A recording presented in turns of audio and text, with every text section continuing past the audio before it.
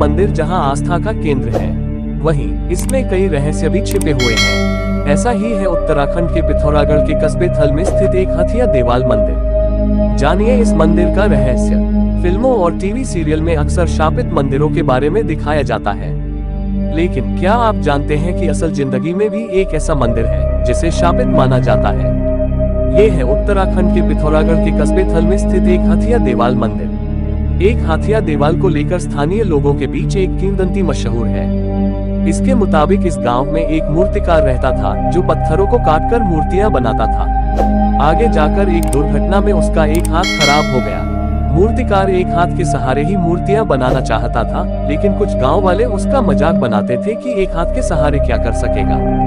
इन उलाहनों से तंग आकर मूर्तिकार ने तय किया कि वह ये गांव छोड़कर किसी दूसरे गांव में जाकर बस जाएगा। मूर्तिकार एक रात अपनी छेनी, हथौड़ी और दूसरे औजारों को लौकर गांव के दक्षिणी छोर की ओर निकल पड़ा। इस जगह को गांव वाले शौच आदि के लिए इस्तेमाल करते थे। यहाँ पर बड़ी सी चट्टान थी। अगले दिन सुबह जब गांव के लोग शौच आदि के लिए उस दिशा में गए तो पाया कि किसी ने रात भर में चट्टान को काटकर एक देवालय का रूप दे दिया है। ये देखकर सभी की आंखें फटी रह गईं। सारे गांव वाले वहां पर इकट्ठा हो गए। गांव वालों को बहुत ढूंढने के बावजूद वह कारीगर नहीं मिला जिसका एक हाथ कटा था। सभी गांव वालों ने गांव में जाकर उसे ढूंढा और आपस में एक दूसरे से उसके बारे में पूछा, लेकिन मूर्तिकार के बारे में कुछ भी पता न चल सका।